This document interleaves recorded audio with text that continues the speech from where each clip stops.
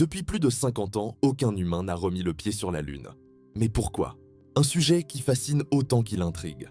Aujourd'hui, on va essayer d'y répondre de manière simple et rapide. Mais alors, pourquoi n'y sommes-nous jamais retournés depuis la mission Apollo 17 en 1972?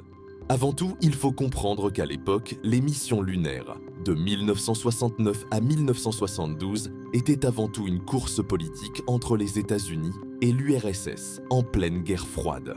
Quand Neil Armstrong posa le pied sur la Lune, les Américains avaient gagné la course spatiale. Le but politique avait disparu, et l'intérêt du public s'est vite essoufflé. Mais cette course avait un coût colossal. Le programme dans son ensemble a coûté environ 25 milliards de dollars à l'époque, soit près de 150 milliards actuels. Une somme astronomique. Pour les missions de ce programme, il fallait mobiliser environ 400 000 personnes. Face à ces dépenses, le Congrès américain décida d'annuler les missions 18, 19 et 20 avant même leur lancement officiel. Et ce ne sont pas les seules raisons. Les risques humains ont aussi pesé lourd dans la balance. En 1967, la mission AS-204, rebaptisée plus tard Apollo 1, tourna au drame. Lors d'un test au sol, un incendie se déclara dans la capsule, tuant les 3 astronautes à bord. Quelques années plus tard, Apollo 13 frôla la catastrophe, les astronautes ne durant leur survie qu'à un incroyable sang-froid et à la chance. À partir des années 1980, les priorités de la NASA changent.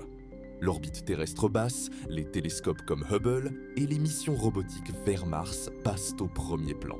La Lune, jugée déjà conquise, semble moins prioritaire. Alors qu'en réalité, nous n'en connaissons qu'une infime partie. Mais depuis 2020, tout a changé. Grâce à la NASA et à son nouveau programme Artemis, développé en partenariat avec l'Europe, le Canada et le Japon, le retour de l'humanité vers la Lune devient réalité. Artemis 2, prévu pour 2026, embarquera 4 astronautes autour de la Lune, une mission de test avant Artemis 3, qui marquera le premier alunissage du 21e siècle. Si ce programme t'intéresse, je t'invite à regarder ma vidéo consacrée à Artemis 2, le lien est dans la description. Et bien sûr, n'hésite pas à t'abonner, liker et donner ton avis en commentaire.